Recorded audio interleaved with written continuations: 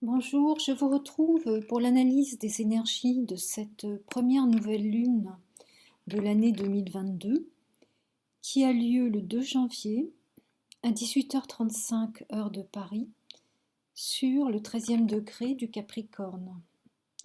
Alors on peut voir sur cette carte du ciel une conjonction Soleil-Lune qui est au trigone d'Uranus, qui est sous la maîtrise de Saturne en Verseau, Saturne étant toujours au carré d'Uranus. Par ailleurs, on a Vénus en marche rétrograde qui est très proche de Pluton, Mars dans le signe du Sagittaire, Mercure en Verseau et Jupiter tout au début du signe des Poissons. Donc, avec cette maîtrise de Saturne sur la nouvelle lune, nous sommes encore dans les énergies de l'année passée qui étaient dominées par le carré Saturne-Uranus.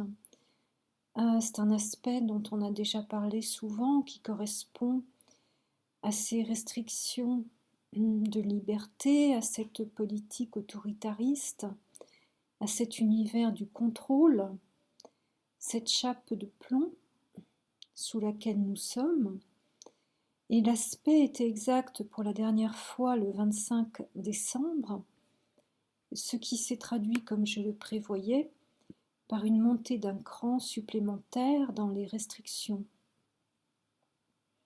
Alors bien sûr, cet aspect est en train de se défaire, c'est-à-dire qu'il va petit à petit perdre de sa dureté, de son intensité, déjà au cours du mois de janvier et plus sûrement vers la fin du mois de février. Mais pour l'instant, on n'est pas encore sorti des ronces. Alors de toute façon, ce mois de janvier marque le début de l'année officielle, mais en fait, janvier est un mois de bilan, de transition. Comme le montre la symbolique du nom, janvier vient de Janus, c'est un dieu qui a un double visage, regardant d'un côté vers le passé et de l'autre vers l'avenir. Donc janvier, c'est un mois de bilan, février, c'est un mois de purification, et l'année zodiacale commencera véritablement en avril, avec la nouvelle lune en bélier. Donc, mais pour l'instant, nous sommes en janvier. Au passage, je signale que cette année 2022 comporte 13 nouvelles lunes, ce qui n'est pas habituel. En conséquence, il y a un signe qui va être valorisé à 2 reprises avec 2 nouvelles lunes. Et il s'agit encore du signe du Capricorne, le signe des structures, des limites, des sécurités, des engagements. Alors bien sûr, si vous êtes Capricorne ou si vous avez des planètes importantes dans ce signe, dans votre carte natale, vous êtes particulièrement concerné par le climat de cette nouvelle lune. Si vous n'avez pas de planète en Capricorne, il faut, comme toujours, regarder quelle est la maison concernée dans votre thème natal. Et cela vous indique dans quel domaine les transformations les plus profondes sont à l'œuvre. Donc, avec une nouvelle lune qui est sous la maîtrise de Saturne, on va être très préoccupé par des questions liées à la sécurité, au passé, aux limites qui nous sont imposées. Mais dans le même temps, la nouvelle lune reçoit un trigone d'Uranus, c'est-à-dire qu'on peut déjà percevoir des ouvertures du côté de la liberté, de l'indépendance d'esprit, peut-être un renouvellement dans les contacts, une aspiration vers quelque chose de neuf qui finira par briser les résistances liées à Saturne. En fait, ce sont les énergies du futur qui s'inscrivent déjà dans cette carte. Et si vous avez des planètes en Capricorne et dans les autres signes de terre, vous y êtes particulièrement sensible. Encore un mot sur ce carré entre Saturne et Uranus. On peut, si on étudie ces deux planètes, on peut remonter à la dernière conjonction qui a eu lieu en 1988 à la fin du signe du Sagittaire.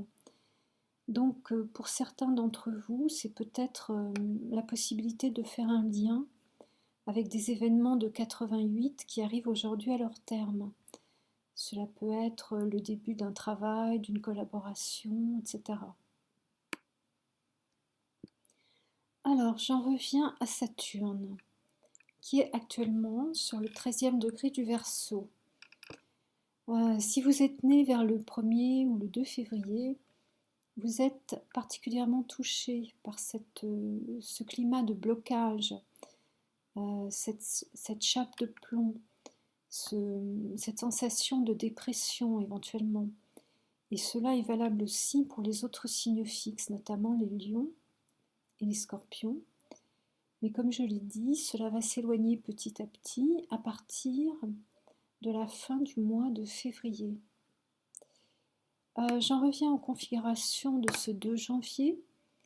Un autre aspect marquant, c'est la conjonction de Vénus et de Pluton, toujours en Capricorne, entre le 22e et le 26e degré du signe, ce qui vous touche particulièrement si vous êtes né entre le 13 et le 17 janvier. Et de la même façon si vous êtes du 3e décan du Cancer. Alors, nous avons vu que Vénus est en marche rétrograde depuis le 19 décembre. Ça correspond à un bouleversement ou à un remaniement des valeurs, des attachements, à une réévaluation de nos relations, de nos possessions, de notre façon de juger de ce qui est beau, de ce qui est bien. Donc potentiellement, c'est une période de remue-ménage, de mutation, et c'est d'autant plus intense que Pluton est concerné.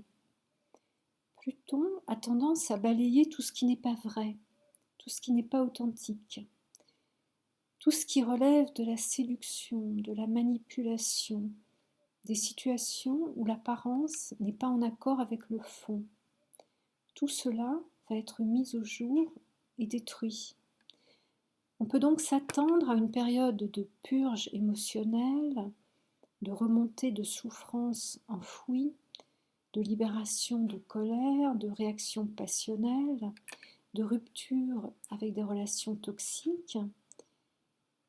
Tout ce qui relève de Pluton remonte en surface et va modifier les domaines qui sont liés à Vénus. On peut s'attendre à des révélations, à des scandales. Alors, qu'est-ce que j'entends par révélation ? Peut-être tout simplement la prise de conscience de choses que l'on sait au fond de soi, sans vouloir y prêter attention, mais à un certain moment on peut avoir un déclic, quelque chose qui nous met sur la voie, et à partir de ce moment-là, on ne perçoit plus les situations ou les personnes de la même façon. Ce qui était inconscient devient conscient. On peut être mis face à des choses déplaisantes, ce qui ne correspond pas à la nature profonde de Vénus. C'est pourquoi une Vénus rétrograde est plus à même d'assimiler ces vérités déplaisantes, parce qu'elle n'est plus dans la séduction, dans la recherche du bien-être, de la facilité, des belles apparences. Donc on peut mieux déceler les manipulations. Bien sûr, on peut remettre en question ses investissements affectifs ou financiers. Par contre, ce n'est pas la meilleure période pour démarrer une nouvelle relation amoureuse. Donc, durant cette rétrogradation de Vénus, on va avoir l'occasion d'exercer son discernement.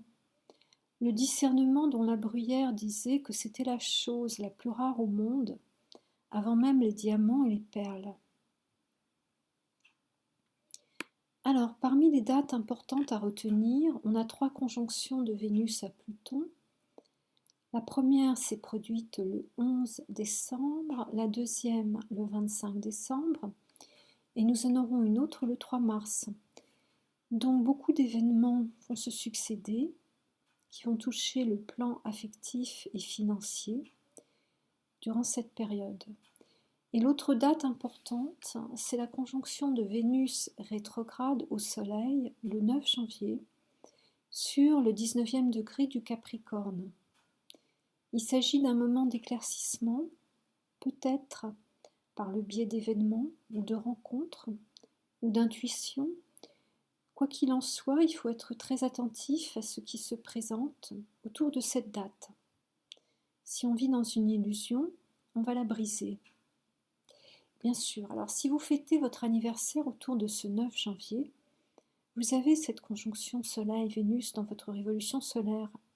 Elle va donc dominer votre année à venir et cela peut annoncer un tournant dans votre vie affective au cours de cette année 2022 ou de façon plus large, un tournant dans vos choix financiers, une modification de votre image, de vos goûts, de la façon dont vous vous nourrissez, dont vous prenez soin de votre santé, etc.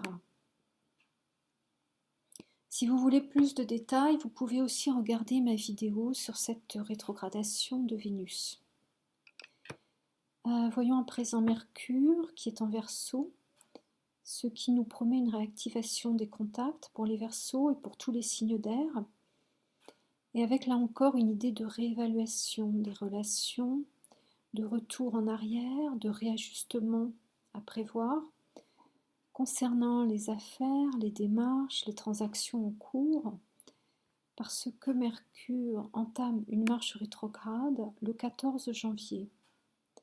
Et là encore, nous aurons, fin janvier, une rencontre entre Mercure et Pluton qui peut annoncer l'expression de vérités pas toujours plaisantes à entendre, en tout cas des échanges qui seront intenses.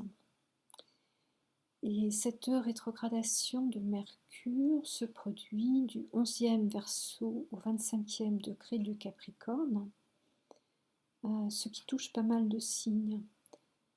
Les Verseaux du premier décan, les Capricornes du troisième décan, les Lions, les Cancers, les signes d'air et de terre, et particulièrement les Gémeaux et les Vierges, qui se trouvent sous la maîtrise de Mercure.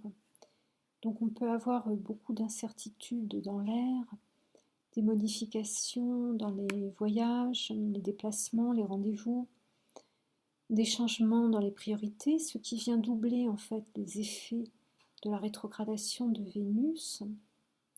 Donc a priori, ce n'est pas une bonne période pour signer un contrat, pour décider d'un achat, d'un investissement. Il vaut mieux être dans la réflexion, dans la remise en ordre de ses priorités, dans l'écoute de ses intuitions. Et on peut aussi retrouver des personnes du passé, dans certains cas parce que l'idée dominante est de revenir avec une planète rétrograde sur des événements passés. Alors, on a toujours Mars qui est en Sagittaire.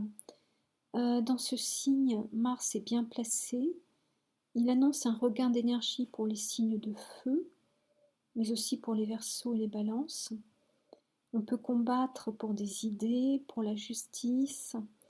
On peut ressentir une activation du désir de mouvement, de voyage, d'extériorisation.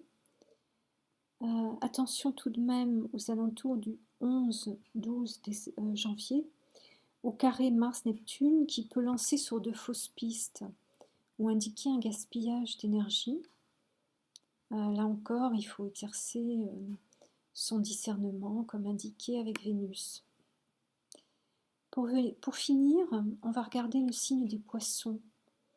On trouve Neptune sur le 20e degré et Jupiter sur le 1er degré. Et ces deux planètes sont dans leur domicile, c'est-à-dire dans le signe où elles peuvent donner leur maximum. On peut donc s'attendre à un grand renouveau à venir en termes de foi, de spiritualité, de recherche de l'idéal, de compassion. En Poisson, on a beaucoup de perméabilité, d'ouverture, d'empathie. On ne met pas de barrière, on a une ouverture du cœur. Donc sur le plan collectif, ces passages de planètes en Poisson, cela indique une fin de cycle. Parce que les Poissons sont le dernier signe du zodiaque.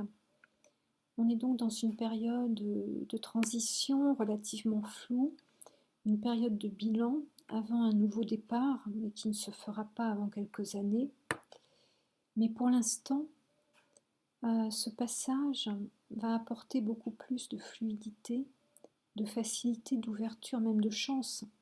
Si vous êtes Poisson, surtout nés au début du signe, ou si vous appartenez aux autres signes d'eau, Cancer et Scorpion. Et même pour les signes de terre, c'est aussi l'indication d'un renouveau. On devrait sortir petit à petit de la rigidité liée au carré entre Saturne et Uranus et retrouver une libre circulation des émotions, peut-être plus vers le mois d'avril. Peut-être que des émotions longtemps comprimées vont ressortir. Alors voilà, j'en termine avec cette analyse de la nouvelle lune. Évidemment, n'hésitez pas à laisser des commentaires et à partager cette vidéo, ce qui permet d'augmenter sa visibilité. Et je vous donne rendez-vous pour l'analyse de la pleine lune qui aura lieu le 19 janvier dans le signe du Cancer. D'ici là, je vous souhaite un bon début d'année à tous et à bientôt.